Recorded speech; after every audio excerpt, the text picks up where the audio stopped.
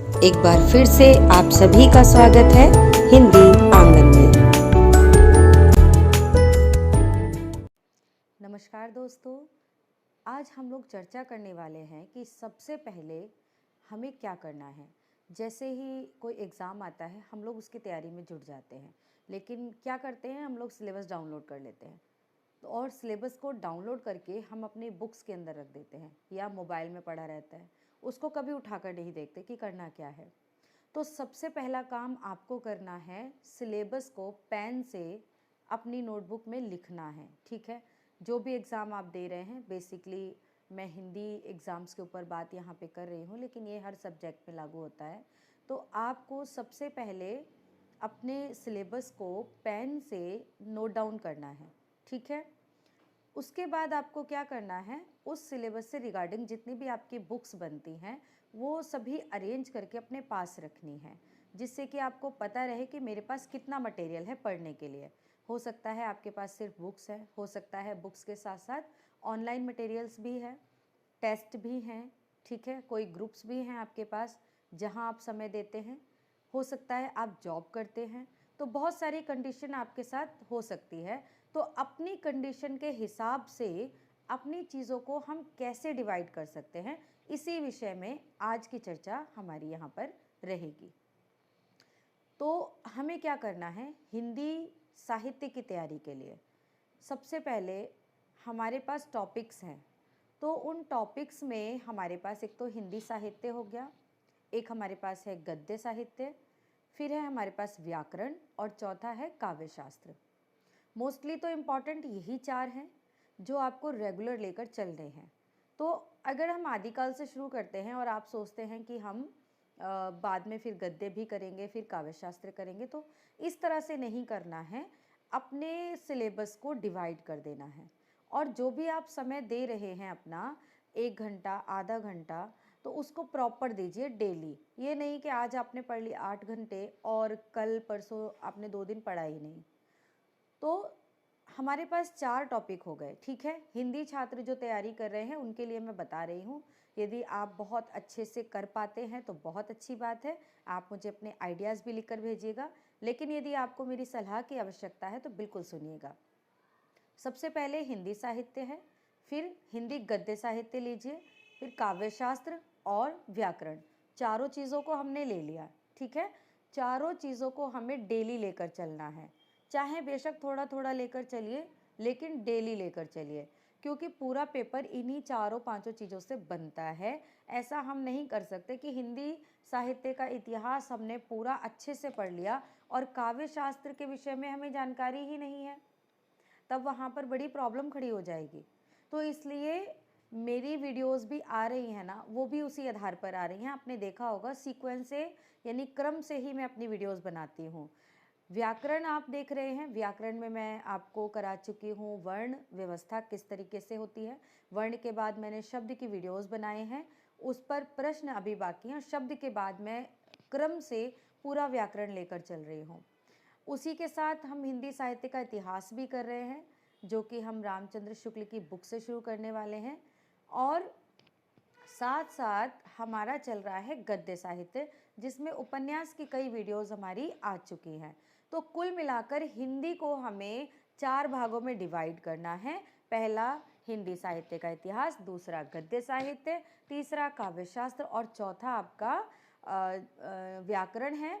और इसके अलावा संस्कृत साहित्य भी इम्पॉर्टेंट है। तो यदि आप जॉब नहीं करते हैं तो आपके लिए बहुत अच्छी बात है, आप पूरे दिन को इन 5 सेक्शन में डिवाइड कर दीजिए और इन 5 सेक्शन में डिवाइड करके आप अपनी पढ़ाई कीजिए, बहुत बेहतर होगी।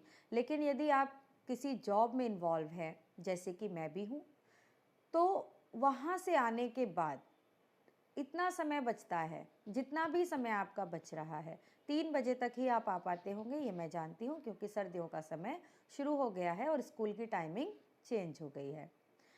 तो वहाँ से आने के बाद थोड़ा रेस्ट करेंगे, क्योंकि माइंड को भी रिलैक्स चाहिए, इसीलिए मैं हंसा हंसा के पढ़ाती हूँ। आपने मेरी वीडियोस में देखा होगा, मेरी ट्रिक्स में भी देखा होगा, और बीच बीच में मैं अपने चैनल पर इंटरटेनमेंट भी डाल देती हूँ, क्योंकि माइंड को भी रिलैक्सेशन चाहिए। ठीक है, माइंड को रिलैक्स करने के बाद जो भी समय बचता है उसको प्रॉपर वे में अपने अकॉर्डिंग इन 5 सेक्शंस में बांट दीजिए, ठीक है। 5 सेक्शन में बांटना बहुत ज़्यादा ज़रूरी है, क्योंकि यदि हम आदिकाल पढ़ रहे हैं, उधर हम उपन्यास नहीं पढ़ पा रहे हैं तो भी गलत बात है, क्योंकि गद्य साहित्य से बहुत सारी रचनाएं बनती हैं। तो ये करना बहुत ज़्यादा इम्पॉर्टेंट है। और कल मैंने जो रामचंद्र शुक्ल की बुक के विषय में बताया था, उस पर कई सारे कमेंट हमारे पास आए हैं कि रामचंद्र शुक्ल का वाचन शुरू किया जाए इम्पॉर्टेंट फैक्ट के साथ।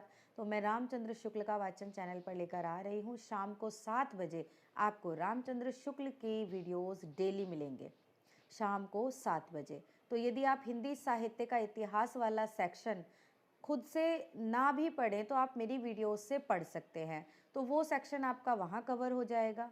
उपन्यास का भी जो गद्य साहित्य है, उपन्यास से मैं शुरू कर चुकी हूँ विद ट्रिक।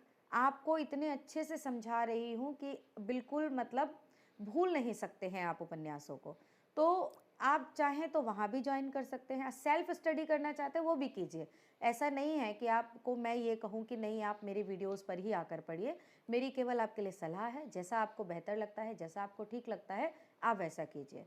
लेकिन बस पूरे साहित्य को, पूरी हिंदी जो हमारा है टीजीटी पीजीटी में आता है, उसको हमें 5 सेक्शन में डिवाइड करके एक दिन में 5 सेक्शन करने ही करने हैं, चाहे छोटे छोटे पार्ट्स में ही क्यों ना करें। ज़रूरी नहीं है कि हम बहुत सारा कॉन्सेप्ट एक दिन में याद कर लें, थोड़ा थोड़ा करें, लेकिन 5 सेक्शन अगर लेकर चलेंगे तो पूरा पेपर कवर होता हुआ चलेगा। बस इतना ज़रूरी है। दूसरी बात, जिन प्रश्नों को याद कर रहे हैं या जिन रचनाओं को याद कर रहे हैं, उनकी बेसिक जानकारी होना बहुत ज़रूरी है। बेसिक जानकारी होना बहुत ज़रूरी है। ऐसा होता है ना कभी कभी पार्ट, हमने इतना सेक्शन का पार्ट ले लिया और उसको रट रहे हैं, याद कर रहे हैं, लेकिन नहीं, उसको समझ के पढ़िए, उसके अंदर की चीज़ों को जान कर पढ़िए। इससे ये होगा आप भविष्य में भूलेंगे कम, इससे भूलने के चांसेस कम रहेंगे। तो उन रचनाओं की बेसिक जानकारी होनी चाहिए, उसकी कहानी का बेसिक आपको पता होना चाहिए। तो इसलिए उनको डीप से भी पढ़ना बहुत ज़रूरी है। तो इसी तरीके से आप यदि पढ़ेंगे तो भविष्य में नहीं भूलेंगे। तो आप इतना खोजेंगे, ढूंढेंगे तो उसमें बहुत टाइम लगेगा।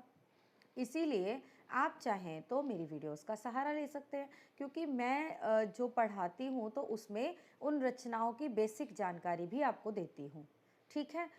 तो इस तरह हिंदी साहित्य के पूरे सिलेबस को 5 भागों में डिवाइड करके हम उसको कम समय में आसानी से पढ़ सकते हैं। तो ये तरीका मैं भी अपनाती हूँ और मैं यही सलाह दूँगी, आप इसको अपनाकर एक बार देखिए।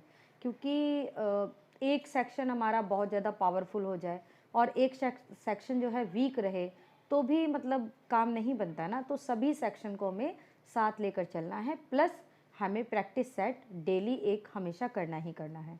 एक प्रैक्टिस सेट हमें डेली करना है। जो वीक पॉइंट हैं, जो वीक क्वेश्चंस आपके आते हैं, उनको आप निकाल लीजिए और उन कॉन्सेप्ट पर आप जो है काम ज़्यादा कीजिए। इस तरह से कम समय में इस स्ट्रेटजी के साथ बहुत अच्छी तैयारी आप कर सकते हैं। तो मेरी सलाह आपको कैसी लगी आप कमेंट करके मुझे ज़रूर बताइएगा, और मेरे चैनल को सब्सक्राइब कीजिएगा, वीडियो को लाइक कीजिएगा और हमारा पूरे तरीके से सहयोग कीजिएगा। बहुत बहुत धन्यवाद।